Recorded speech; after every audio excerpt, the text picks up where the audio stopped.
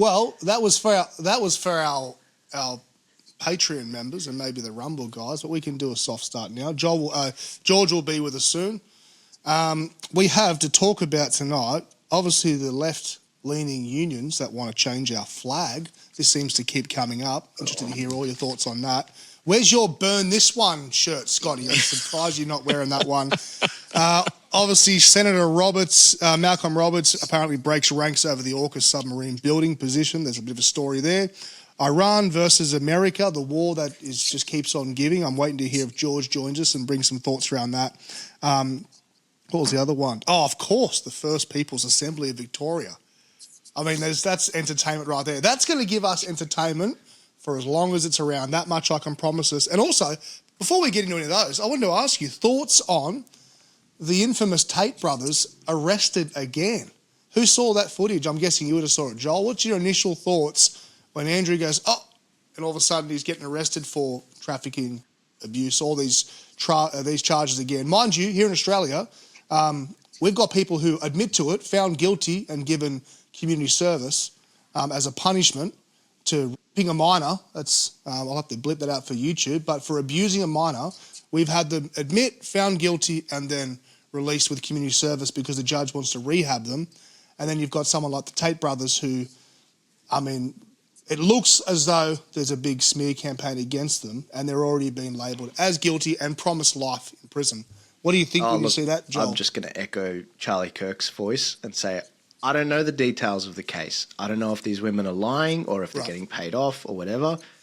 But what these guys are doing is they're showing men how to be strong, confident, masculine, and actually get back to the basics of what we are used to understand men to be. And I think that's a huge threat to an establishment that doesn't want strong families starting with a strong father. And at the end of the day, we've got to have a sense of there's a sense of disproportionality with the Tate brothers. It's like it's wall-to-wall coverage with these guys. They're used as a as a lightning rod to go after young men in schools, in high schools, and the teachers are traumatized and resigning en masse because of the Tate videos. I'd love to see them go after the Epstein list. They just don't seem to be interested in that. And I think that's why a lot of people are like, it's the whataboutism that comes into it. It's like, okay, what about that? When are you going to go after, all of these people that are basically abusing children? We've got video evidence. We've got, hundreds of thousands of documents in the Epstein release of all these files that have come out in the US.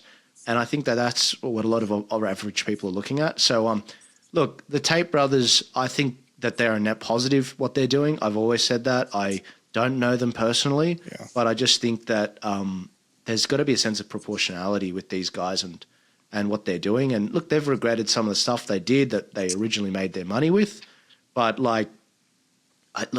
obviously I don't endorse what they're doing, what they've done in the past. And I've seen the evolution of them, especially as they've had kids and daughters.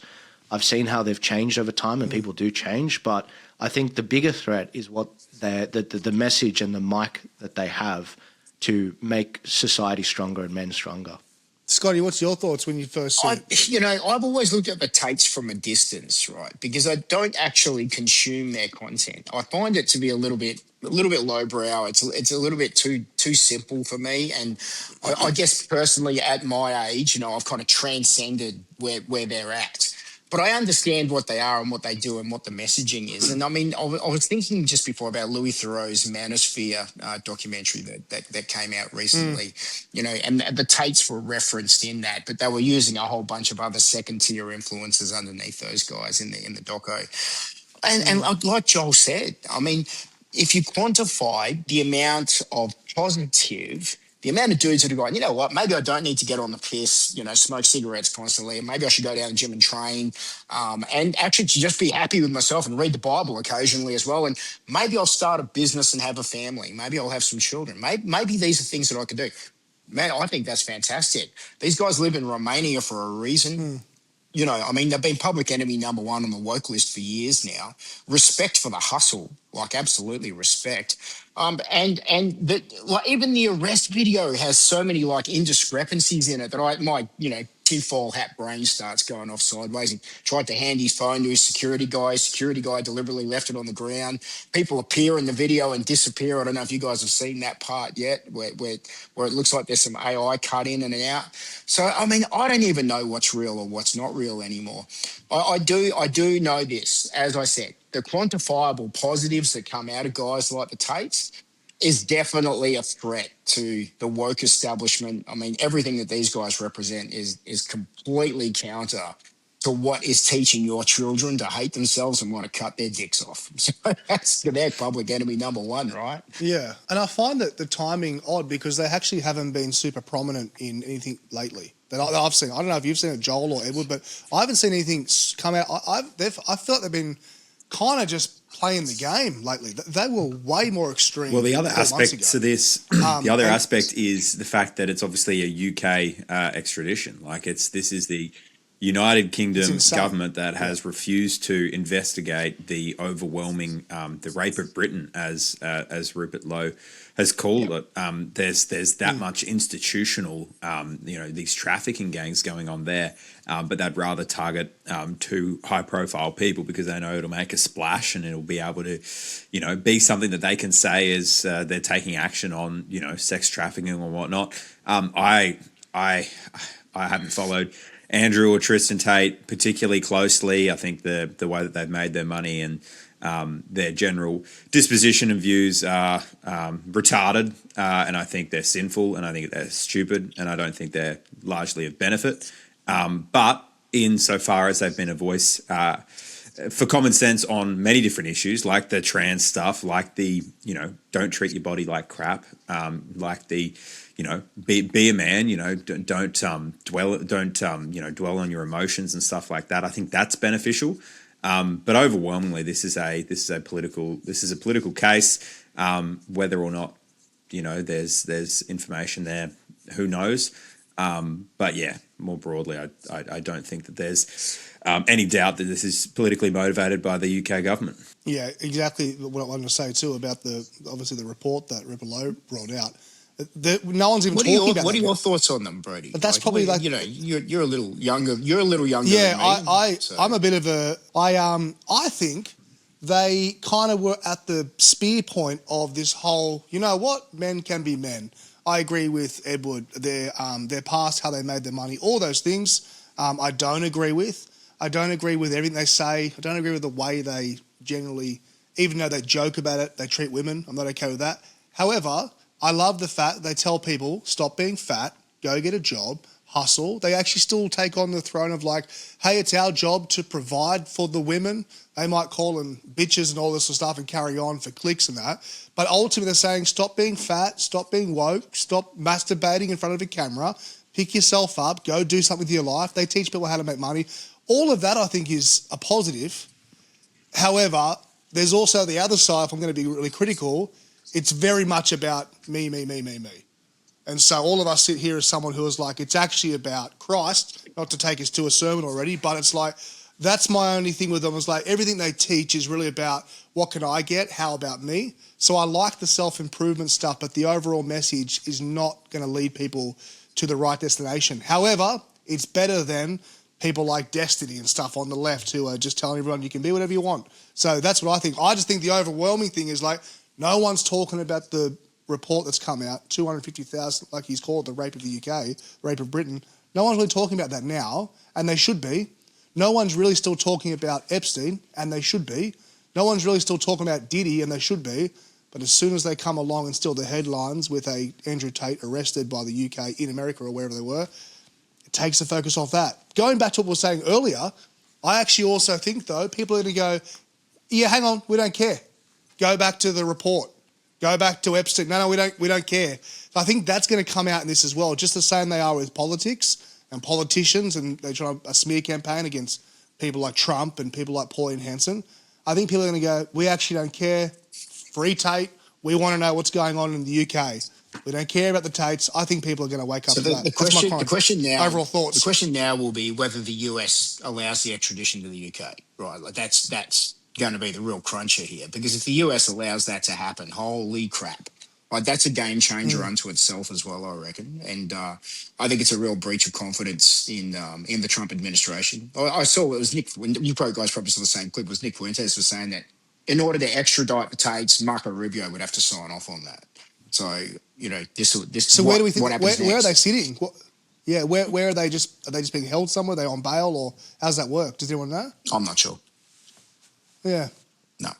I was confused by that too. I'm like, I feel like the US government wouldn't be super okay with this. Like They shouldn't be. and if they are, it means someone's allowed it to go through. Like it's wild. Yeah, they shouldn't be okay. Yeah, with they it. shouldn't be. But could it happen?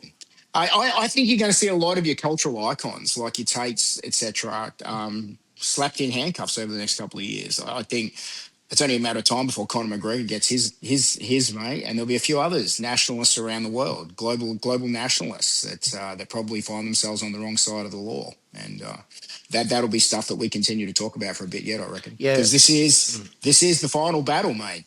This is the one step before you got guns in the street, mate, is locking each other up. So this is where we're at. Guys, the update is on the 27th of July, so 4 days from now, there's an extradition hearing, and they're currently fighting against that.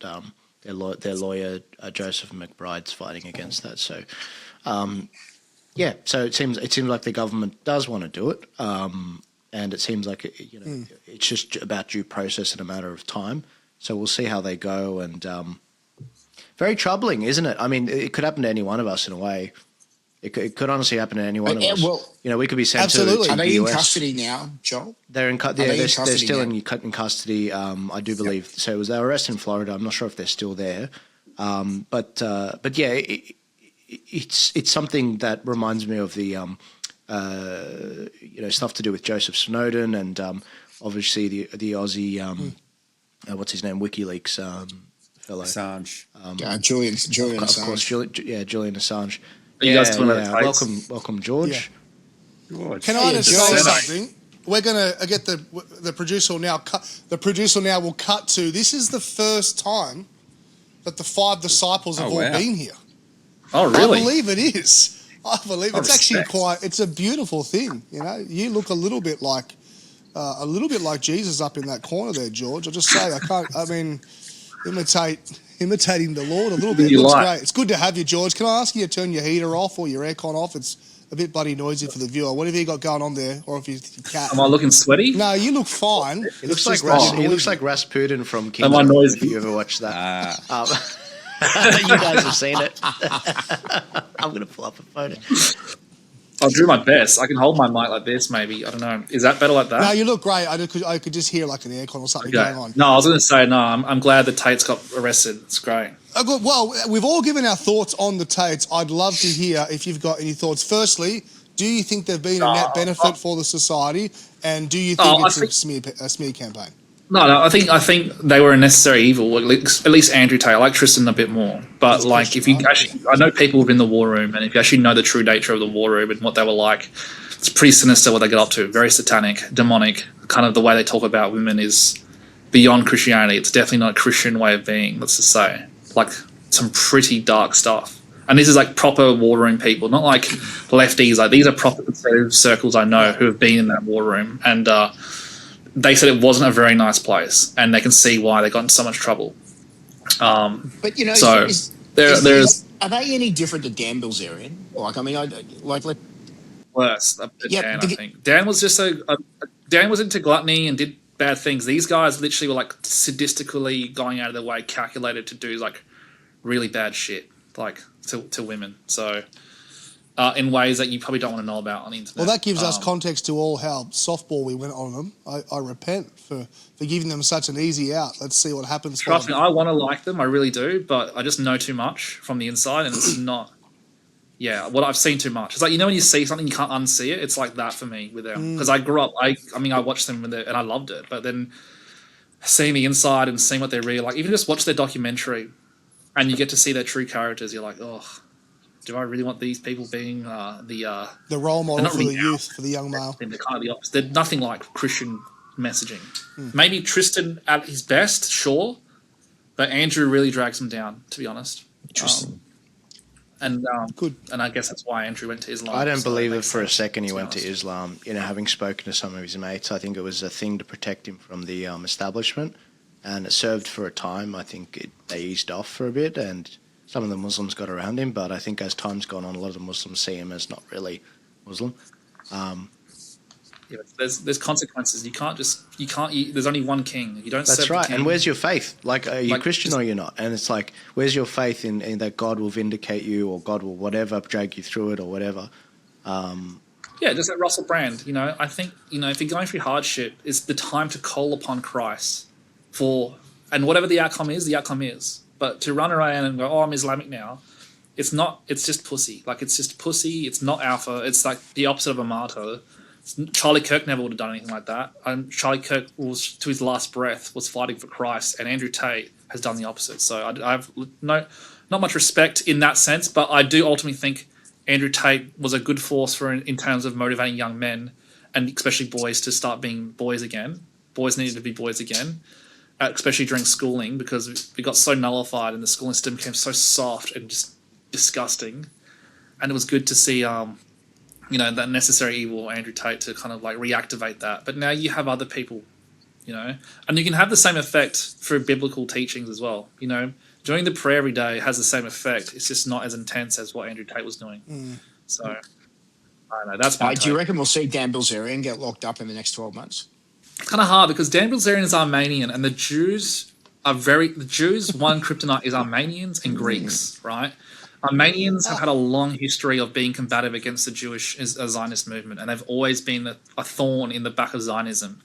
So Dan Bilzerian having that Armenian background might be a little bit too much. 12%. And George, I know I'm reminding you, but they don't, as a country, Israel doesn't recognize the Armenian genocide, which is literally where the word genocide comes from. Now I know Netanyahu recognized the genocide on a PBD podcast, but Israel hasn't, and some people that I've spoken to in the Armenian community say that's because Israel's trying to keep good relations with Turkey. It's delicate balance in the Middle East, but it's like, hang on a sec. If you can't recognize the Armenian genocide and you're going to tell us about genocide ever since World War II, and it's happening today and October 7th, it's like, you're full of crap. And that's why I'm so excited to have my podcast with Drew Pavlo tomorrow, because I'm going to remind him, hey, how's Israel's stance on what Cyprus happened to Cyprus? Are you doing a pod with Drew Pavlo? Yeah, your best Pen mate. pals. I knew this would Scotty and happen. As soon as I saw The him come after this, betrayal. I was like, The betrayal. I can This guy's feel got it a from point. here. Oh, Maybe I no, should talk there's to no Drew. betrayal. God, I'm just thinking about like what it's going to be like pulling your own fingernails out, having that conversation, mate. Like, seriously. I'm just excited to see two fat Greeks on a screen, mate. Aren't you excited? Wow, Get our Wild titties Boys out. 3, here we go. Well, yeah, like, whoa. All right. I would love to come to the more polished one in the group. Mr. Edward, take us through the unions want to change our bloody flag. I think Take us it's a through it, distraction technique. It sort of ticks the box for the manufacturers workers union to show that they're doing, sort of social, ideological battles. I think it just serves a distraction. We're all talking about it. Obviously, it's completely redundant. It's not going to happen. The government's already come out and said it won't happen. They'll push for this sort of stuff. This is what the unions do.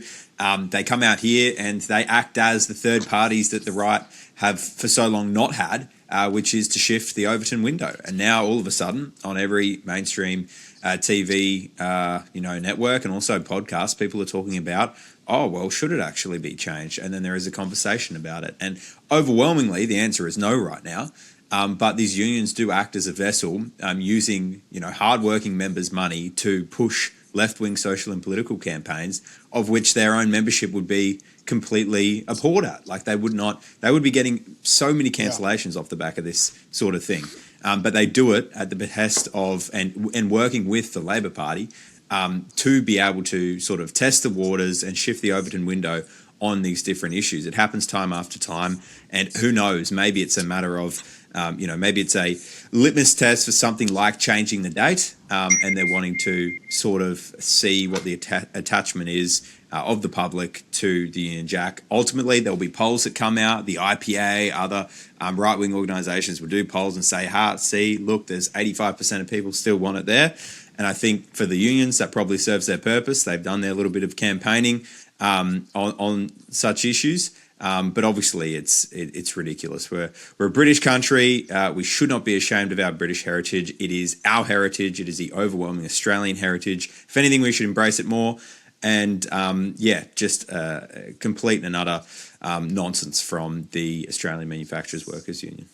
If they change the flag, I feel like you could start a business selling the old flag, the original flag, and you'd make a killing.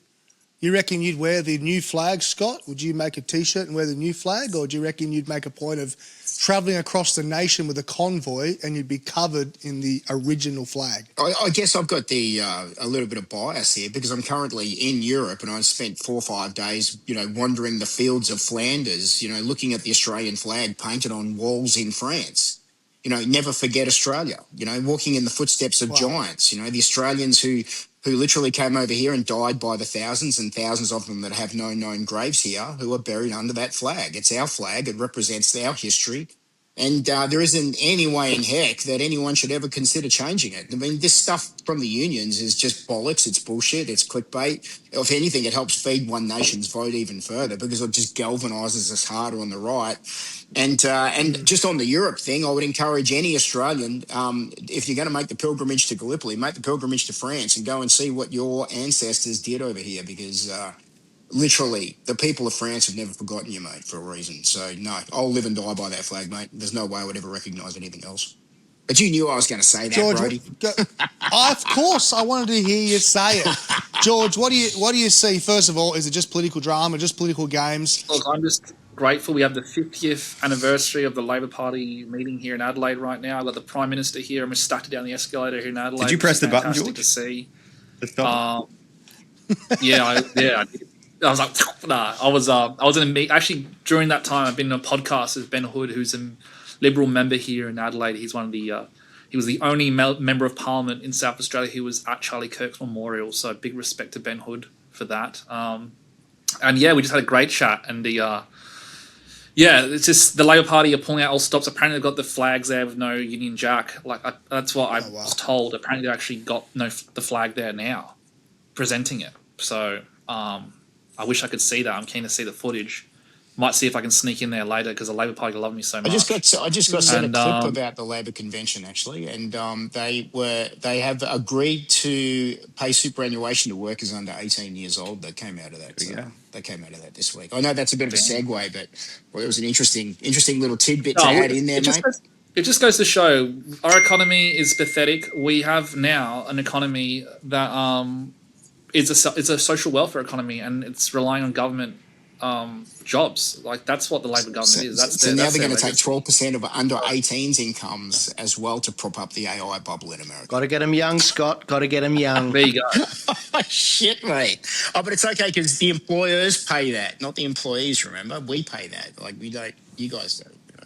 Honestly, we need to do something about voting. I think there's a whole demographic that shouldn't be allowed to vote.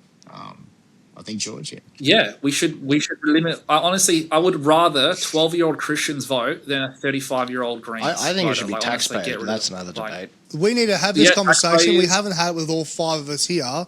Let's sit on it because it's important. People at home. I agree. I think you got to have skin in the game. I think you cannot be on Centrelink. You cannot be, you just can't be a retard. You need to have skin in the game. Ideally, you've invested in something. Either you employ people, 1 vote per household. That's it. And you've got to be paying taxes. You cannot be bludging off the system. I'm talking about people with disabilities. I think 1 vote per household. I don't think you should be voting probably under 25 at least. Like I've said before, I hate the idea that myself or Scott or anyone else who employs a bunch of people, that we can go in, make a vote, people who, have a family, people who are paying a lot of taxes, people who are employing a lot of people. I can vote a certain way because I'm not being selfish. I'm trying to think about the nation. And then some libtard can come along who's come from high school into uni, into making coffee somewhere and protesting, and their vote can cancel out my vote. I think that system absolutely is corrupted. Thoughts? Who haven't I heard? I've heard George's thoughts on this. The flag? Joel, you talk about it. No. Voting. Yeah, I know we've segued, but I want to have this conversation because we've never done it all the together. History of voting. It came about because if you were old enough to fight, you're old enough to vote. It was men that were given that right to vote in Make them fight. Literally. Make 'em Like I fight think then. in America, that's their history. It was men that could do that, and then that later got extended to women. And but originally it was landowners that, obviously, in the UK aristocracy, they were the ones that, you know, if you had land, then you had the right to vote. Then later on, that it evolved into, you know, if you're old enough to fight and get conscripted, then you could go and vote, and then got extended to women. But look, I don't think that we should be taking the vote, you know, away from women. I think that, you know, we're in a system where what are we really trying to talk about here? We're talking about the public purse. We're talking about the governing economically of our nation. And women are educated now. That, don't get me wrong, they for the most part vote left wing, but they are educated enough to have a say about, especially if they're single and they're paying taxes, they have a right to pay. And so the best thing I can see is to do some form of, if you're paying personal income tax or you work for a company where your company pays tax, I think you should have the right. I think we should look at something like that. I just think that it's tough because there's so many handouts that happen for people that are perpetually on student, you know, Centrelink payments that are just jumping from degree to degree for you know, for their HECS, and they're never going to pay it off, and that goes away when you pass, so you don't have to pay it. And I just think that I think we've got to have a conversation about that, but we really have to think it through. I don't feel like I'm the best person. I feel like there's a guy 4 times my age, like Professor David Flint, that could weigh in on that. But I just think the balance is off right now. There's too many people that are asking for handouts, and I think you'll be surprised if we go that way how many government policies to win votes will stop, because it's like, well, it doesn't win votes because they can't vote. It's like, you know, I think it'll really give some fiscal responsibility to the politicians as well. Does anyone disagree with the idea that it's probably more of the first place to start could be an age thing? I don't think anyone here thinks that women shouldn't vote. That would be a bit archaic. But I think that age is a thing. I think lifting it till 25, 26, something in there. A 17, like an 18-year-old who's just come out of high school, and really, especially the generation right now, I just think you've got to contribute a little bit. Dude, You've got to pay taxes for a little bit. You've got to understand. Is it any different, Brodie, to making a citizen? You know, I mean, like, okay, you've come over here, you've filed your paperwork, we've given you citizenship. Now you can vote. I mean, Oh yeah, does you've it got to get be a any citizen. cheaper than that? We literally, yeah, I know, but like citizenship isn't that hard anymore. You know, the citizenship test is the lowest bar that's ever existed in the history of the country. It's easier to get a driver's license than it is to get a citizenship, mate. Like, I mean, sorry, get a citizenship than it is to get a driver's license. And so it's really hard to make 100,000 of you, Brodie. It's really easy to bring in 1 million Indians and then make 100,000 of them citizens. Like, that's really simple to do that. And so these guys have got the game rigged. They've stacked it up, and they've been stacking it for years now. You can't just unwind what's being built here with this voting, the way our voting structure's set up now. And even to the point where you have councils running different rules around the country. What about a couple of ballpark rules? One, obviously, you've got to be a citizen. If you've come from another country and now you're a citizen, maybe there's a time lapse there, so you just can't have every immigrant coming in and stacking it. Never. But, You'll never vote. Okay. You'll never and vote then in this also the other country. thing is, you've got to at least be. So if you are born here and you're a citizen and you're just me, right, and you grow up, I think you've got to be probably paying consistent taxes for 5 years. You can have some pockets, but something. You've got to be contributing to society for a block of time for 5 years. You can't go live in a government job, or in private sector. Because let's say you're working in the NDIS for 5 years, right? I'm paying taxes. I'm a good contributor to the society. I'm wiping bums of old people. Should that person have the same voting right that you have, Brodie? Like, it's not the same. I think we're hopefully we trust that they're still old enough now. This is why the age thing matters. If they've got a family, I think once you have a family, I mean, unless you're a complete, unless you're helped by the NDIS, I think once you've got a family, you start to change. Even men, once men get to mid-30s, their brain starts to slowly change. If you capped it at 30 years old, if you could only vote from over 30, the Labor Party would never win again. If you did that in America, Democrats would never win another election because you just grow up a little bit at 30. Go, George. Honestly, I think the best policy would be only one vote per household, and you have to have at least one child to be able to vote. That should be the policy. That doesn't help Because it the incentivizes 100,000 Indians. Well, before the incentive was we have to go to war, so your right to vote is because it's complicated because you couldn't just say older people vote, because then if there's a war and the old people want to go support Israel, guess who's fighting? It's the young people. Like it's complicated. Like we've got to really think through it. There's a lot of repercussions and it's got to be thought through. Yeah, no, I hear you, man. I hear you. I don't want to die for Israel. That's all, man. Like. Scotty's like everyone out. Literally, I love it. Edward, actually, hey, if you're watching this in the comments, guys, tell me what you think should. I want to hear from. Well, you're Edward. trying to get me out of a vote, mate. I'm not overly happy about it, but no, I think it's a cop out.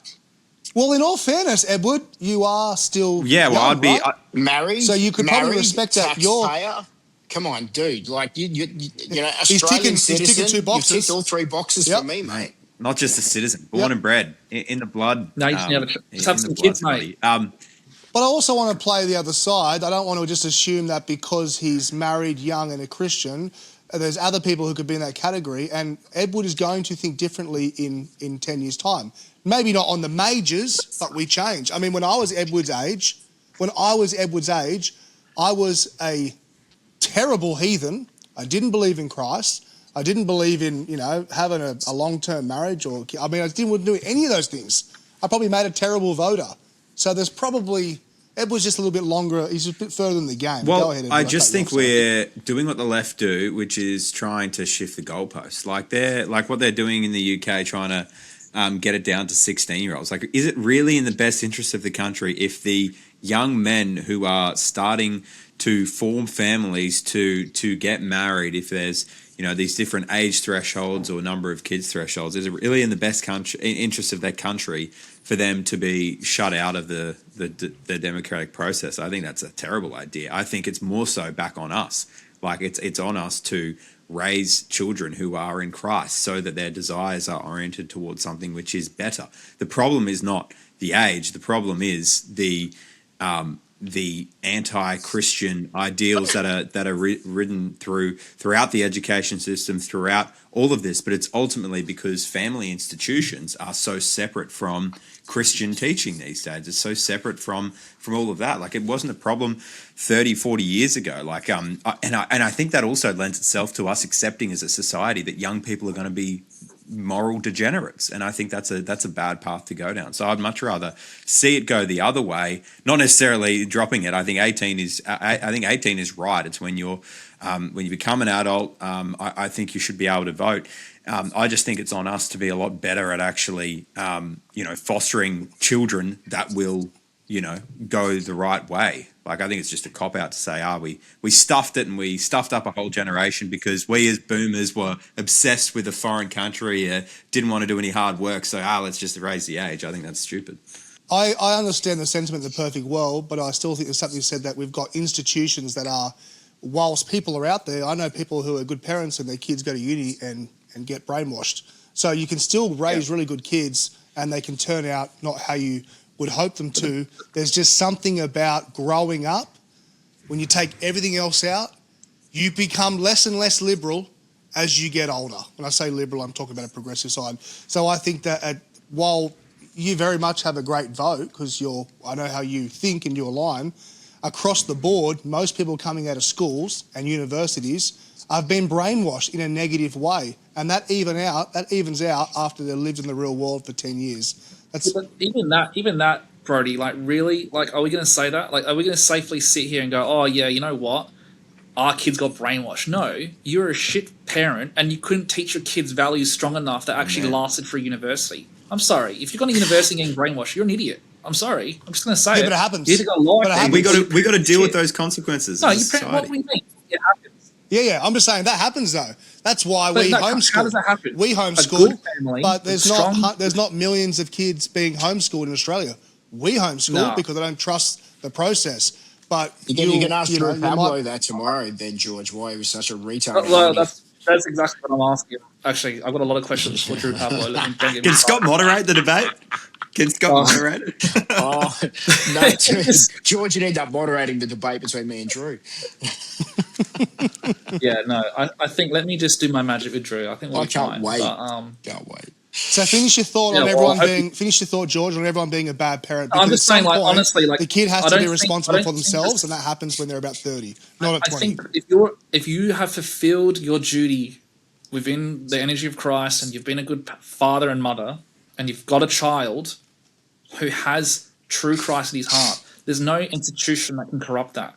And if that kid is going to get corrupted by an institution, that means Christ wasn't truly in his heart. So I just don't understand the argument that, like, I get it. The problem is parents are so busy with work. There's no we always in society had one person at home instilling the values from a young age. That was an important part of human history. And the way our economic model changed when they wanted to tax women and get women out of the household, get women into the workforce, and now their new man is the boss, not the husband anymore. And now the children are going to preschool and learning about gender ideology at 4 years old and 5 years old and clapping out with LGBTQ flags. That's the issue. It's that first 7 years. The first 7 years are all studies show the first 7 years of a child's life are the most important years of their. It's like when your brain is a sponge. You take in the most stuff. I'm going to say something as a parent here, George, because you're not yet one. Scotty's a parent as well. I say this obviously respectfully for everyone. I've raised my kids like so intentionally, right? I'm lucky that I actually got saved and found Christ as I had kids and did all that. And I'm so intentional now. But there's also a point where, just remember, Judas had Jesus around him, right? Just as a context, Judas was around Jesus. My child, once they leave my home, I can put everything into them that I want. At some point, you are responsible for yourself. And so the perfect world, I agree. We all know the answer to the problem is Christ being in everyone's heart. But right now, we're polling at about 40% in the nation. And that's being generous to people who say they know Jesus, but they're not really living for him, right? So the idea is that you're a terrible parent if your kid goes and gets indoctrinated. Plenty of people who are incredible parents and their kids end up on drugs and they come back in 10 years and all that sort of stuff. So it's just that's too black and white. And the reason I say raising the age, obviously it's probably never going to happen, but right now, young kids at 18 and 19 who haven't yet contributed and have come straight after, maybe they left home, dad was a pastor and they've joined the military and they've had 4 years of doing their own thing. Like those first couple of years as a young man, they shape your mind incredibly. And I can see it in my kids who are quite young, how they change. And they're around us the most, like we homeschool them. But if you put them in an environment for a month or they're around a certain friend group for a week, it rubs off. They watch something they shouldn't watch, all of a sudden it starts to rub off. So perfect world, I 100% agree. But spitballing, I like the idea of they're too young to vote right now because they've come out of something that's brainwashed them. Also, there has to be an economic, there has to be some sort of economic reason to vote, I believe. Like, they said, Joel said again, the reason to vote for men was initially war, blood, sweat, tears, your sacrifice. Then it was all about taxation, bringing women in, right? And the reason why I said family is a good... The current economic models don't have any metrics towards the stock of the people, right? The economic models we have in the Western world just assume there will be stock. But what we're seeing now for the first time in human history is fertility rates dropping across the entire Western world, right, besides Israel. The problem is, with that, there is no economic incentive anymore for children. So if there are any ways we can create some sort of incentive to have family, if that is voting, that seems like some sort of positive move, because in having a family, that requires you need to have, well, in theory, requires you have financial stability, you've made something of yourself, you found a good wife, and you have kids, in theory, right? So that's better than just letting everyone vote, because that feeds into the economy. That the economy rewards non-behavior, rewards non-action, rewards contributing nothing to society. You can contribute nothing to society and you're still considered divinely equal. They're going to make the kids pay 12% of their $8 an hour or $10 an hour flipping burgers at Macca's into superannuation, right? And they're going to tell these kids that they've got a stake in the country now. That this is you're building your wealth for the future, so therefore you have a right and a say in it. And especially as these left-leaning governments start to eye off that $4.5 trillion and look for ways to nationalise that pool of cash to offset the debt problem that they've got and the money printing and the inflationary curse that they've layered over all of us. They'll tell these kids they've got stake because they're contributing to this fund now. All of these little things start to play a part in this now. And so, that's what I like. Can I just say mechanically, how do you change the vote? It's not a referendum. It's just by amending the Electoral Act. So the Parliament can do that. If they want to expand it to 16-year-olds, the current Parliament could do that. One thing we've got to understand about the left is they're not here to win. They're here to win forever. And they do change the rules for citizenship and for everything. It's all interconnected. So it's a very complicated issue. Now, look, if we want to be like, let's call it more fascistic and actually make sure we win, you would give every household a ballot, basically. When they turn up and vote, they'll say, okay, there's a husband, there's a wife, there's 3 kids, and you would make it a 5 votes, if that makes sense. And you would do one ballot, but they're all voting the same, 5 kids, like that, or whatever. Now, look, do we want to go down that angle? Would it be a very popular thing? Would there be blowback in the future where these kids are told in advertisements by other parties saying these guys were trying to take your vote off you? There would be a blowback, presumably, because it's like insulting someone saying you're too stupid to vote. It would have to be thought through. But it could be done by the Parliament. Is it a priority? I don't know. I don't think so. I definitely don't think non-citizens should be voting like we've seen recently in local elections, which was reversed in South Australia, where Chinese students were voting. But yeah, I'm more, as Ed said, I think we should be playing with the rules in front of us. I think we should slam Labor for trying to change the rules to suit them. It's an easy home run to attack them on that.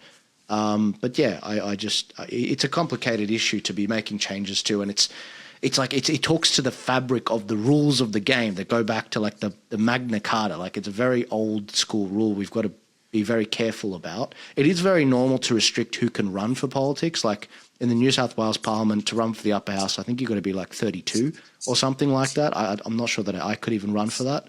But yeah, so yeah, like it definitely deserves a lot of thought. I don't think any of us are actually like saying, let's actually change the rules. It's just fun to speculate, and it's been a really good chat around it because we've all got depending on where we are in life, and we all basically think the same thing about most things. But even this, we've got wildly different ideas. How old are you, Edward, again? Just remind me. 23. And what I was going to say 23. quickly is... well, before we move on, I just want to make sure, Joel, when we do petition from 24 up, it'd be good. Go ahead, Edward. Listen to this guy. What I was going to say is I completely agree with the diagnosis, even if it was smart ass. I agree. I just think the answer to that being the problem, like the answer to all of these young people then going left, is... we have to address the institutions, because whether or not, like, 100%. I don't think it's that clear. I don't think it's that clear cut that, then they turn 30 and they all correct. It's like, well, there's a decade of hurt that they're doing to themselves and the country in that respect. So I think overwhelmingly we have to be in the institution. We have to be taking over government departments, the education system, unionism, health, all of this sort of stuff. Like, if we just let it sit and it's like, oh yeah, well, I guess the left win during the young adult years of your life when it's most formative for your worldview, then we're going to be cooked either way. Yeah, I agree. Going to the root cause is obviously the best point of action. And I'm with George on the idea that incentivising people who are families, because being a stakeholder, I think the best thing you can do as a stakeholder is to have a big family. That's like number one. That's kind of our foundation. All right, let's move to... And just on that, before we go, that's literally my message of Ben Hood. His final message was, and because we had an interview back before the election here in South Australia, his literally final message, and this is from the Liberal Party, said, the best thing you can do for your country is have more babies. All right, are we ready? Okay, let's watch this. Everyone give me a thumbs up if you can hear it. There is no pride in genocide. And so with that, law versus law. What did it say? Let's get this done. I'm ready. Are you? I'm ready. If you forgot, my name's Keisha Day. And in the words of my favourite senator, Senator Briggs, I'm not just a descendant of. I am Gunditj Mara, I am Yorta Yorta, and I am Wamba Wamba. Always was, always will be. Thank you. She's so brave. She's so Now, brave. I've got another one, but I want to hear initial thoughts. Scotty, gather yourself, take a breath, Scotty. Look, all the way I from just wanna- Budapest or Paris or France, wherever you are. I'm in Budapest, Go, Hungary Scotty. today, but let's be clear about this. First of all, I want to shout out to Skull. This X account is absolutely savage. He's on point all the time. He absolutely rips those lines out, mate. He's so good at it. And so shout out to Skull. I don't know who you are, mate. I love those anonymous accounts that really get it right. The First People's Assembly, $72 million a year. This is costing the Victorian taxpayers. You know, basically three umbrellas here. The overall umbrella of the Indigenous Assembly, the First People's Assembly, and then you've got these other two sections that come under that are going to be monitoring the closing the gap and the results of what they've actually done or what they're doing. This thing's a complete and utter joke. It really is. And it's only going to be voted on by recognised Indigenous people for these positions. Although it doesn't have any actual say in what's going on in the government, they're actually measuring the metrics of every piece of legislation on how that's closing the gap. So anyone who tries to unwind this thing in the future, let's say Conservatives do take power in Victoria, they're going to be labelled racists. You're never going to pass the test. This thing will be $72 million plus every single year of counter narrative to conservative positions or to Christian positions in the country. That's all it is. That's all it is for pretend pantomime bullshit. And that's what it really is. We know what it is. Can I just say why this Joel. stuff fails? And it's not like we haven't tried, all right? We haven't tried. And the reason why Aboriginal people weren't given the vote originally was because, you know, a lot of the first Australians and the governmental institutions we had, they were new concepts. They were totally brand new concepts. The Aboriginals originally were very savage. The early history books showed that they were killing their kids. They had, gang rape as a statutory penalty. This is fact. This is what happened. Despite all of the, they weren't hippies that just were one with the land. They were actually quite a brutal people. And the reality of the situation is we have tried to close the gap on a number of things. One of the things which was closed under the Howard government was ATSIC, the Aboriginal and Torres Strait Islander Commission, and it was closed because of corruption, nepotism, mismanagement of funds, and it's really disgusting what happened under that. It had to be closed down because of the corruption that was going on. So it's not like we haven't tried. It's because every time we've tried, they've stuffed it up. And so if this organisation wants to put its head above the parapet, put its hand up and say, we're going to solve this bloody problem, you better bloody solve it at over $70 million a year and actually get it done. So I'm really glad that it's been created, at least in one state, so we can hold their feet to the fire and say, what have you done? What have you done in 3, 5, 10, 20 years? And to say you've done nothing. In fact, you've lined your pockets and your mates with pockets, and you've done absolutely nothing. And to be clear, any Aboriginal that's listening to this, we all acknowledge we're not doing well enough, but that's not the fault of Australian voters. That's the fault of the Canberra bubble, of the consultants that get very rich off this stuff, of your community leaders that are very similar to Al Sharpton. They're like the race hustlers for your community that say they're going to do right and they do nothing. Like, this is a real problem, and this is the way we're going to solve this is by working together in a way that actually puts money towards things that are going to help develop the communities and help the youth and actually help them to get their life on track. It's not these stupid bodies that do nothing except just a community circle jerk about how they're going to solve the problem and attack white people. And it's disgusting because there are real Aboriginal people that need help. And they are the ones that say, we don't vote for the Voice because it's just another way for you race hustlers to use my plight in rural Aboriginal Australia and solve nothing except yourself and your bank statement. So I get really angry with this because it's a real problem. It's a real freaking problem. Like, we see money go overseas all the time to Africa and to whatever, aid we're providing overseas. And when right at home we've got, let's call it a mini Africa, a mini third world in our backyard, we do nothing. We put like $40 billion, per budget towards it, and we get nowhere. And there's no accountability. It's just, and then they say if you criticize it, you're being not sympathetic. It's like, no. You've said you're going to do a job and you've done nothing. And so, look, I'm glad this has been created in a way because we can then hold them accountable for what they've done and see if they've reached any KPIs. But that'll be Where's the money 5 going? to 10 years from now. In 3 years, that 72 million will be 100 million. Yeah, and it'll be 100 going times up. 5. It'll be $500 million. It'll be $1 billion in 10 years' time for us to go, oh fuck, that didn't work. Yeah, we've spent billions already. Like, we shouldn't be doing this in the first place, to be clear. But it's just. Do you guys remember about 2021, the Western Australian Aboriginal Cultural Heritage Act? Do you remember when that rolled out in 21? Now, that was during COVID, right? They rolled out legislation in WA that made it so that you had to literally have an Aboriginal elder come onto your land to tell you whether the fucking Warrangunja snake had fucking crossed your land or something so that you could dig a hole to put a shed in your backyard. No, this is serious. And what it did, they rolled this legislation out, right? You know, all celebration and, this is going to recognise and give people power and all the rest of it. Within weeks, the whole state had literally collapsed into a gridlock of economic paralysis. And they had to unwind the thing faster than they'd introduced it because they realised what they'd done, you know. And just to add to what Scotty's saying, the biggest indicator, which I've been doing a lot of research on, the biggest indicator for a country that's got a failing economy and a lowering birth fertility rate in our modern times it's completely linked with social welfare. The more social welfare you give to a nation, the more handouts you give, the worse off for the economy and the worse off of birth fertility. Because you got to remember, the only reason people had kids back in the day was because the kids were the security, the kids were the future. You didn't have elder care. You didn't have all this stuff. You had your children. Your children were your elder care. Your children were your future. Your children were your workers. Now, the only reason to have a child, it's almost like it's getting like a waboo. That's what children are to Australian culture now. It's like it's like a little accessory you have, and you get a nice fancy pram. That's all children are now because we've created the superannuation system. We've created all this welfare, free healthcare, all this stuff.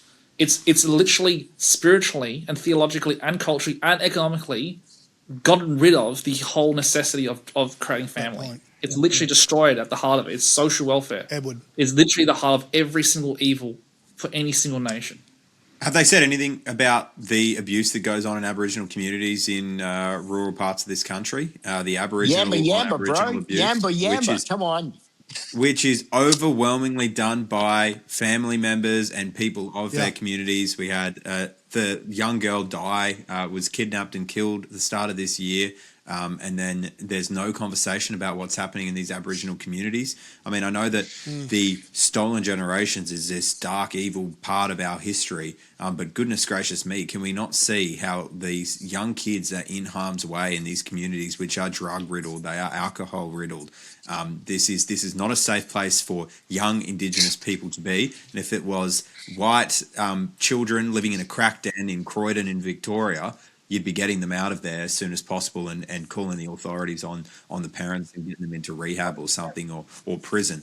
You would not be doing what they're doing now, which is basically saying go back to the community that abused you. And on the point of the parliament itself and what Joel said, which is 100% correct, on them not actual Indigenous people not seeing this as a method for success. There were 43,000 eligible voters. 10,000 enrolled, just over 5,000 actually voted. So you've got this parliament now, which was a little over 5,000 people actually voting on it.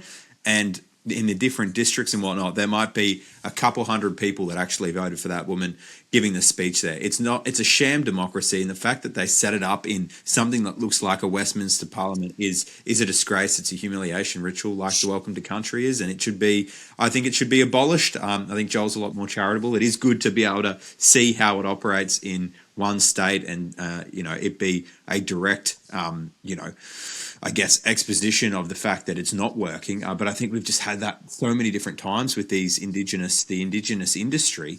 And at the end of the day, it's still young Aboriginal kids that are getting put in harm's way while these idiots make $250K a year doing stuff like that. But can I just say... It's $14,400 of spending per vote. $14,400. It's ridiculous. And can I... Sorry, George, can I just say, this whole idea that the stolen generation was 100% bad is bullcrap.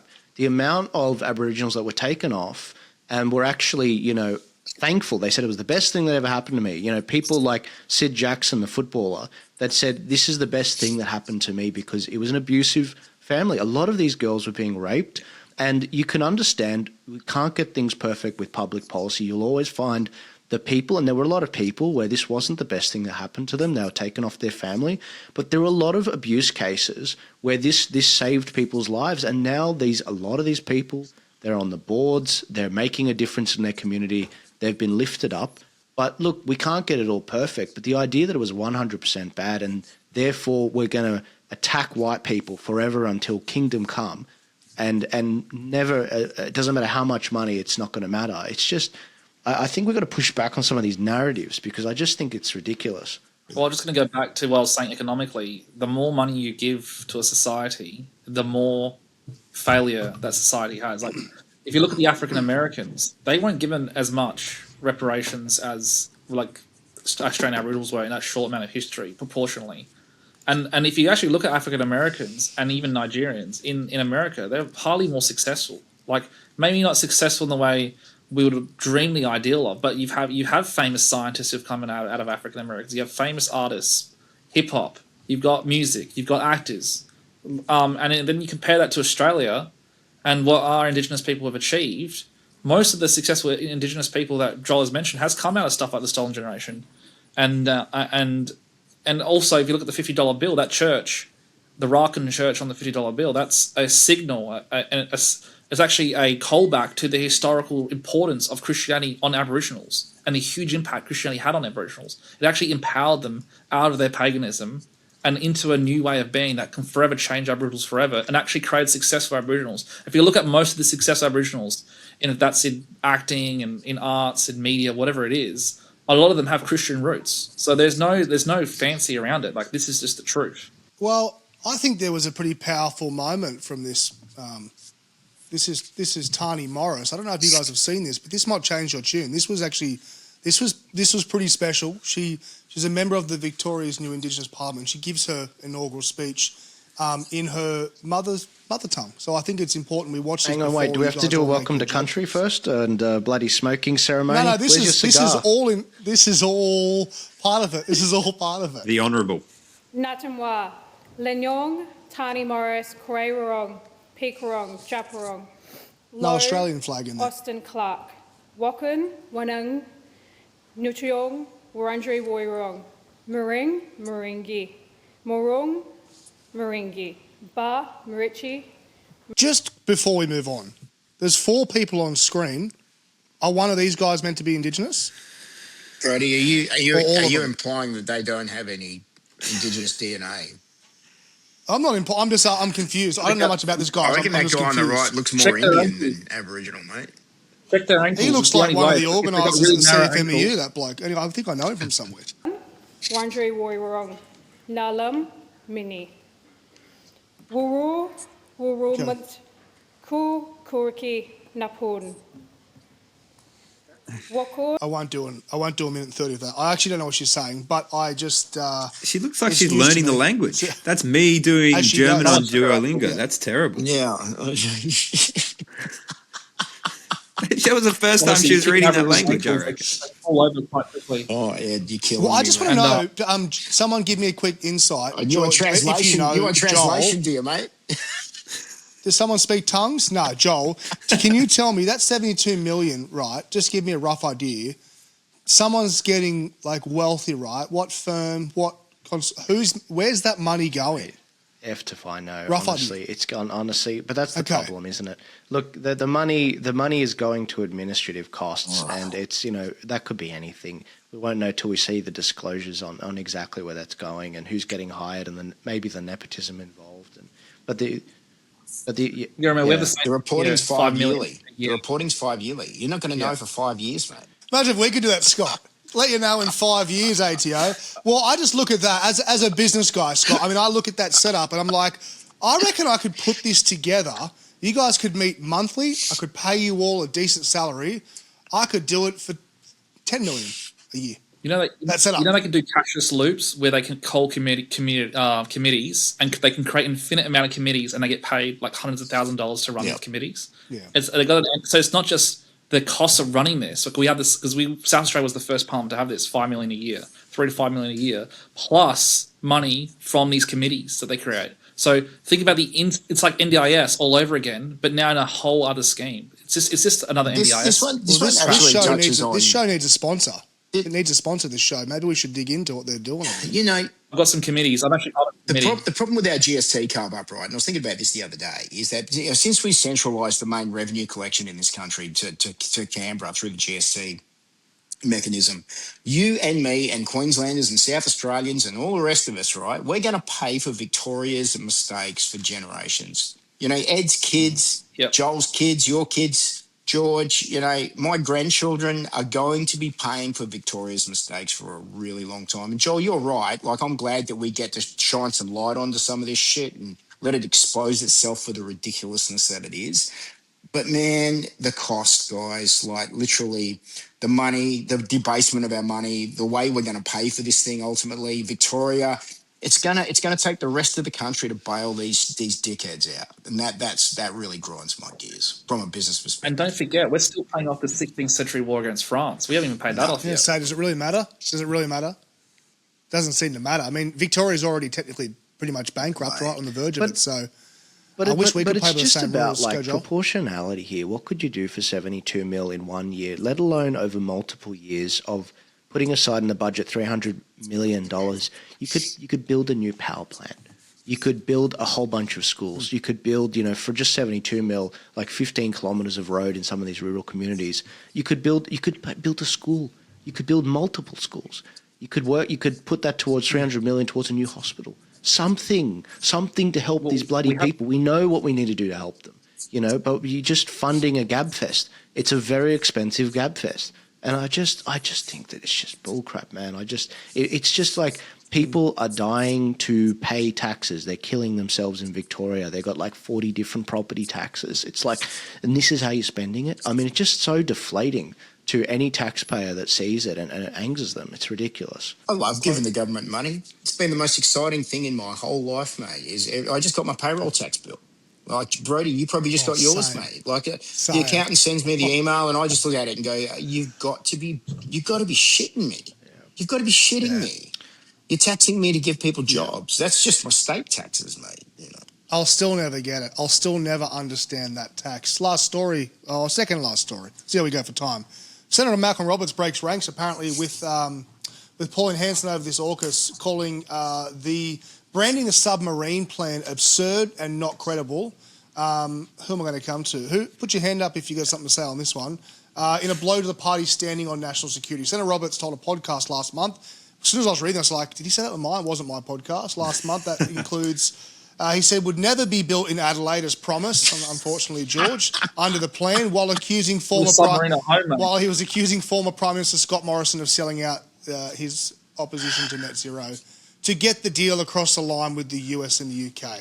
Go, George. What do you think? Hometown, no submarines. What's going on? Look, I'm not sure you know this, but Friendly Geordies has made it explicit that South Australia is the greatest state in Australia. We are leading the charge. We are a Labor-led state. We're the longest Labor-led state, and we're doing things all right here. Right, 40% of our workforce works for the government, and you guys are sitting around making content, and we're here doing government jobs. That's what I'm thinking. Okay. But honestly, the fact that the 50th anniversary Labor conference is here, and that Friendly Geordies, the mouthpiece of the Labor Party, is demanding that South Australia be the number one state, it's actually quite frightening, because not only are they going to inject money into this submarine program, which apparently has been going on for 10 years, and I've had people on the ground say, dude, we can't build these submarines, we just don't have the capabilities to do this.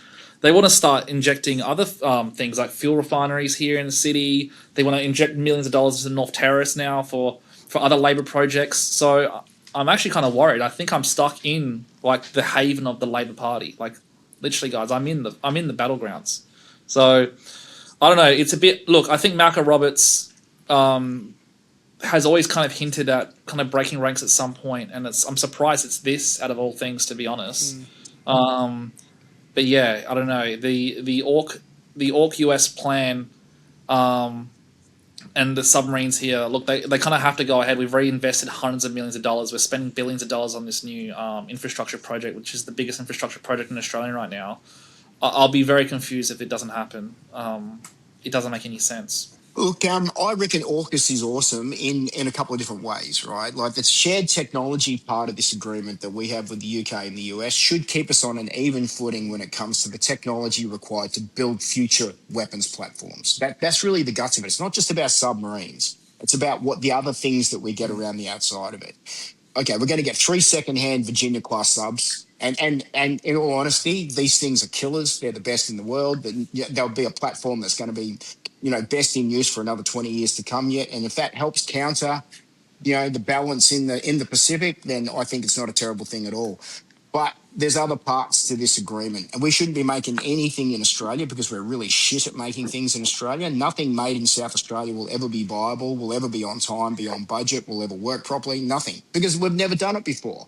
Have a look at our previous history of making weapons platforms. I mean, the Collins have lasted longer than they potentially should have. But look, I'm old enough to remember that story. Remember the Tiger helicopters. Remember all the different platforms that we've invested money in that just turned out to be complete duds. Now, some things worked. Yeah, that was good. Besides Woomera. But AUKUS is bigger than just subs, and you've got to think about it from that perspective. We should be getting things like the B-21 Raiders, as an air platform. That's a fantastic strike platform that could give us the ability to reach out and touch someone with conventional weapons on the other side of the world. That's the type of thing that Australia should be getting as part of AUKUS as well. Think bigger than just the submarines, guys. Well, look, South Australia's had a history with military, like with Woomera. We literally were testing nuclear missiles and missile systems for the US. And we can tell you did nuclear testing in South Australia. Yeah, we did. We literally bombed Indigenous people accidentally here. Yes, they couldn't run; their ankles snapped. So it was a really sad story. But no, I'm just joking. That's a dark joke. But what I'm saying is, we did nuclear testing here. We had missiles here, and you got to remember this was all done by South Australian scientists, who are some of the greatest scientists ever lived. So Douglas Mawson, Howard Florey, who invented penicillin, by the way. Thank you very much. So no, we have South Australia's always been the testing facility. We have Pine Gap up north near the border of South Australia and Northern Territory. So I'm not confused by this at all. It's just South Australia is investing billions of dollars into, as I said, the biggest infrastructure project in Australia right now. So there is this is going to happen essentially, no matter what. And the benefits will be the IP information. Can we pull it off? Well, as Scott said, that's going to be the challenge. I mean, we have pulled off projects before. Woomera led to things like nuclear bombs. Different generation, rockets George. into space. Different generation, mate. That's the problem, mate. I know. But I'm just saying, but we do, you got to remember the first astronaut came from South Australia. We do have the talent here. It's just, will they achieve what they achieve? Because the last time we had fantastic talent, Nikolai Petrosky, for example, one of the top academic researchers of the pandemic, literally had a vaccine ready within 2 months, had cancer vaccines that were working, had his laboratory shut down, destroyed. And this was someone who was a great scientist in the state who's now had to go to China because the government shows no support for local scientists here anymore. So we do have the talent. It's just about the support. And you got to remember that the US also has let go of their protection of IPs just to chase silly trials that have made the IP industry fully changed. Now China can just re-engineer anything they want because of the US making these bad decisions. So there's no reason why Australia can't do it. It's just, can people lobby for it? Do we have enough? Australia's economy needs to wake up. It needs a burst of energy. It needs real leadership to come through and actually make these changes, because it's just all this red tape. It's all this red tape that's holding Australia back. If you removed all this red tape, I'm telling you, Australia can thrive. It can be a very prosperous nation. We do have the talent. We have done tremendous things for the last 100 years. It's not out of this realm. It's just the red tape has literally suffocated this economy. So I don't know, to all of you guys, our message should be we need to somehow get true leaders in there, councils, state parliament, federal parliament, to just basically unlock Australia. And that's the potential we have. So look, historically, yeah, we can achieve. Will we?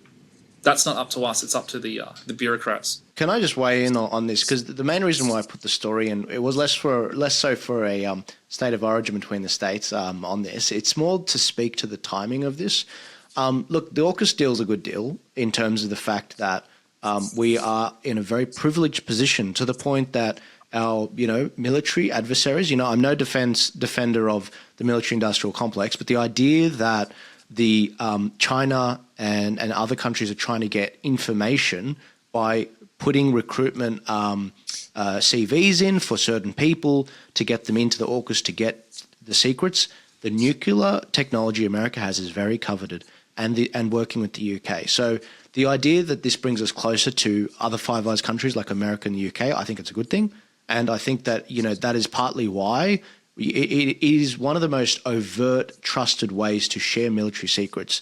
And I think it's partly helped with Australia and the UK having the lowest tariffs with America on 10% each. And but why is this coming up now? And let's be clear about this. It's not because Malcolm Roberts this is new thoughts from Malcolm Roberts. It's because One Nation is surging right now, and they are trying to press on any pressure points. Oh, Pauline's fighting with Barnaby. Oh, Pauline's in this place. She's in that place. I'm sick of it. I'm actually sick of it. And I think a lot of voters see this, and they're like, oh, One Nation's doing well. You're mad. You're trying to find an angle and throw shit and see what sticks, basically. And the idea that this is coming up now is basically showing, look, Malcolm is the most solid member of parliament that's stuck with Pauline for like 10 years. He's been solidly with her. So they're just pressing to see. And it's laughable, to be frank. But the funny thing is One Nation can't win, can they? They get attacked for saying that they don't allow diversity of thought between her and Barnaby, and they're disagreeing. But then when there's diversity of thought with Malcolm Roberts, it's like, oh, look, it's a big scandal. It's like, of course, Pauline allows diversity of thought. Malcolm's always out of his own office run an independent office. He wanted to go harder on the vaccine stuff, and I've talked to his office about this, and he's been given the liberty to do a lot of that stuff during COVID independently. And I think that's great. I think that shows that One Nation actually allows the diversity. But it just shows you're dealing with people that are arguing and attacking One Nation in bad faith. And it's less so about the AUKUS deal and more about the fact that Malcolm's saying it's not a perfect deal. It could have been way better. And there's nothing wrong with that. I think that, we want Australia First politicians to say, hey, did you know the Pentagon has a veto on whether we get those submarines or not? And that's pretty much my thoughts on the matter. Joel's right. The story should have been Malcolm Roberts questions the validity of the AUKUS deal and whether it's a good deal. It shouldn't be whether he's having a disagreement with Pauline about it. Like, Malcolm's got every right to ask the question about $300, $400 billion worth of spending. Like, that's absolutely normal. Edward or George, anything to add before we wrap it up? Oh, I wasn't being serious. I was going to say we haven't really covered the Barnaby bark. Oh yeah, I was that you? I was going to ready. What's this? Sit down. Yeah, we were. I'm sure we spoke at the start. Maybe you weren't in there, Edward, when we first. It's so good. Yeah. This is to all the Labor members in South Australia, all the Prime Minister. This is the golden boy of the Labor Party, right? This is the future of Australia, right here, guys. Be prepared. All right. Can this he guy will Prime be kissing Minister, your face one day. If he wants to be, but I think he's going to take the AFL CEO gig, to be honest. I've had some chit-chats. He's been offered Prime Minister or AFL CEO gig. I think he's going to go with the AFL. It's easier, less stressful, more money, and I think they're going to give it to someone else. But it is on the table for him. If he wants it, he has it. Do you guys remember, I think it was like episode 1 or 2, and we asked the question, could there be an outsider that could come out or come through and do a great job of being a Prime Minister? And we said Mark Boris. I saw recently this week on 2 other podcasts that same question asked, and both times people said Mark Boris. So it's funny that he's out there. Hopefully if people say it enough, someone like him gets himself into the game. Don't know if he'd ever do it, but get him in there somewhere. He gives too much credibility to that Steve Koukalis guy, mate. Like, that dude's a retard economist, and Scotty, you can't hate everyone. You got a little bit of grace. I'll be honest. I've said it before. I don't want any boomers running the country, mate. I'm done with boomers running the country. I'm done. I want some Ed Schullers. I want some George Mamalises. I want some Brodie Buchals. I want some Joel Jammals in there, mate. I'm done with old people having their say. I'm finished with it. But they've had their say, and look where we're at. So. Time for change. Look, guys, when you're ready to leave India, all of you guys live in India now, and come live in Australia again, call me. I've got there's good land all over Adelaide. All right, we're a safe haven here. I'm in Nashville. I don't know if you can tell. I'm in Nashville right now, mate. Oh, really? No, I'm serious. President Modi's made it very. He's quoted Israel using the diasporas of the world to take over countries. It's quite clear. Adelaide. City of churches, they call it. Well, yeah, it's a city of churches. So maybe you guys, honestly, I'm not joking. I know Joel was wanting me to get to Sydney, but I'm like, you will. Yeah. mate, Well, for the viewer at home, we are actually doing an in-person round kind of table sit-down very soon, coming up to a few things. Maybe we go do it in the city of churches. Maybe we all go to I just want George. you guys to know what Australia used to look like. It'd be nice for you to walk around and see white people. That would Hey, be George. nice. Mate, come to the Won't that Gold be Coast. Exactly. Funny Yeah. way. George, don't forget who built the city of churches. It was German Protestants, okay? You remember that when you were admiring that architecture. nice? Go to sleep will. saying Martin Luther 3 times, please. I love the things German I've learned in Protestant- Europe, that Protestants were the original progressives, mate. Holy shit, right? Like, I didn't quite Oh, here we go. understand that fully until I did some European digging while I'm here. I can't hear Scott. He's dropped out. The referendum with Martin Luther got 1 million Christians dead or something. It was something crazy like that. Yeah. All right, what a way to end the stream, boys. Thanks for being here. Thank you, George, Joel, Scotty. Hey, George, when's your podcast coming out? The one you're doing, the one you did today? The one I did today will be out this weekend. Make sure you check it out. It's probably the most interesting chat I've ever seen a member of the Liberal Party ever have. We go deep. I question him about Judeo-Christianity. We go deep on the identity of Australia. And this is a member of the Liberal Party talking about these topics and going deep. We talk about Christianity.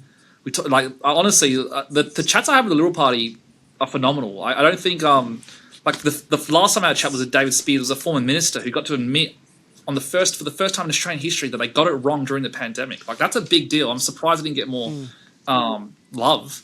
And also now having another member of the Liberal Party sit there and actually go deep on Christianity. And this is a high member here in the Liberal Party. So, and it might be the only Liberal Party that survives the next 10 years, by the way, because the Liberal Party might be dead soon. So this is the future of the Liberal Party. And it was actually quite nice to hear Liberal members speak. Are they merging with One Nation in South Australia? Good.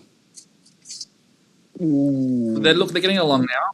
I think they're getting along. I don't know about merging, but there's definitely a bit of there's a bit of love because it was a bit of a rocky start. But Joel, what have Mate, you got coming up, mate? A lot of election Anything we should know stuff. I did a podcast with Dr. Muhammad Mustafa, and it was great. We had a great debate about.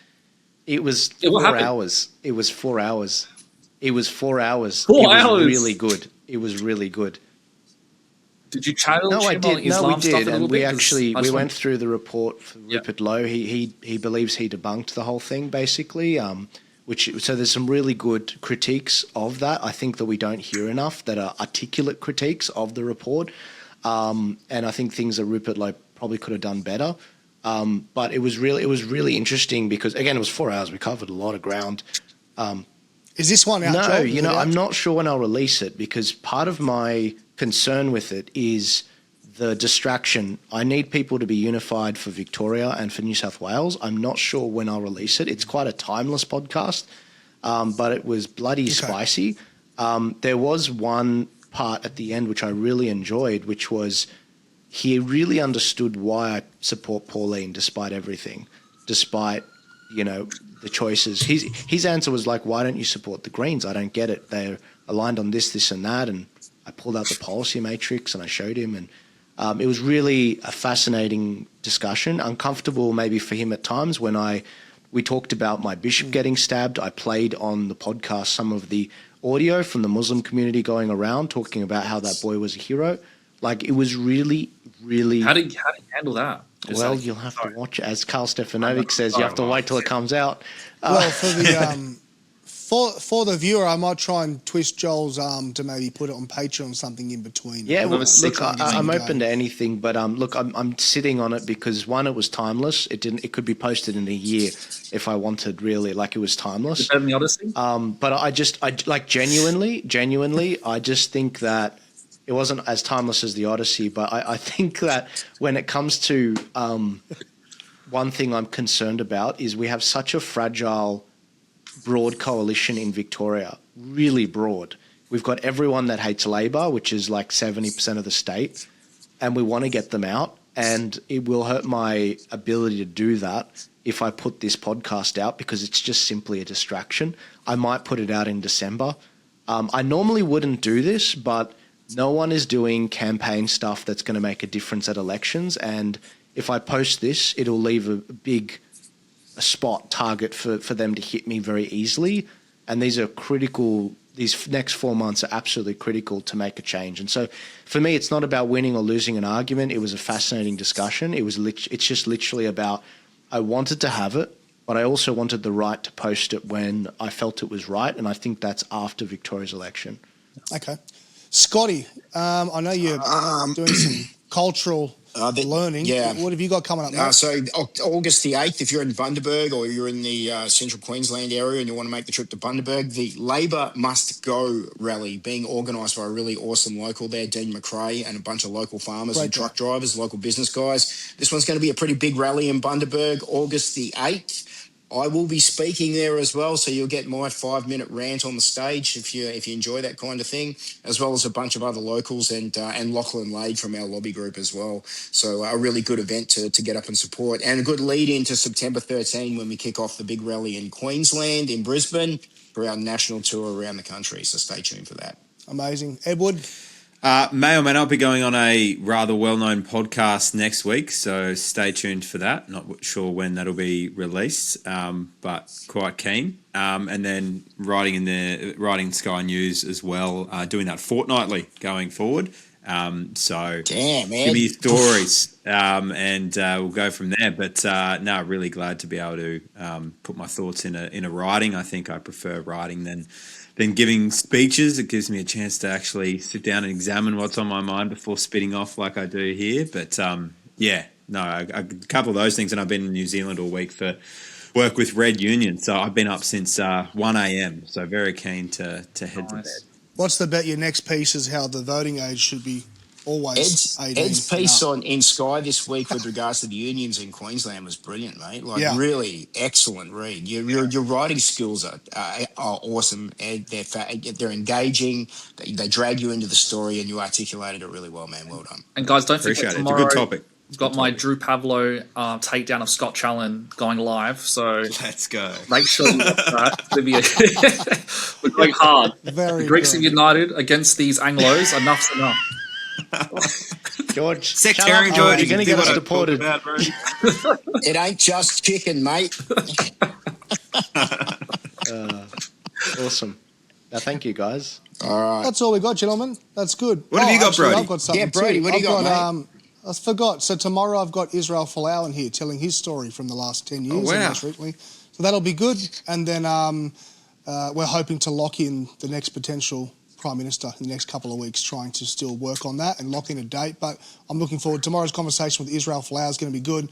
Then I have a communication expert a couple of weeks later, which is going to be a different one. And after that, I've got a carnivore guy who's like a surgeon here in Australia. I've been watching him for 10 years. So he's coming in to do a whole episode on why we should be eating red meat. So that'll be good. I'll somehow twist that to become political as well. But that's good. Israel Folau tomorrow is going to be a whole lot of fire. I've already asked him in the warm-up, hey, is there anything we can't talk about? And he said, absolutely not. Let's go hard. So I'm looking forward to it. Gentlemen, thanks for being here. George, you look like Jesus and I love it. I'm loving the new set wherever you are. Good job. Jammal, always a pleasure having you here. Joel, Scotty and Edward, thank you, boys. For those who have made it all the way to the end, thank you for being here with us. Subscribe, share it to someone, get it out there. Until next time, thanks for watching.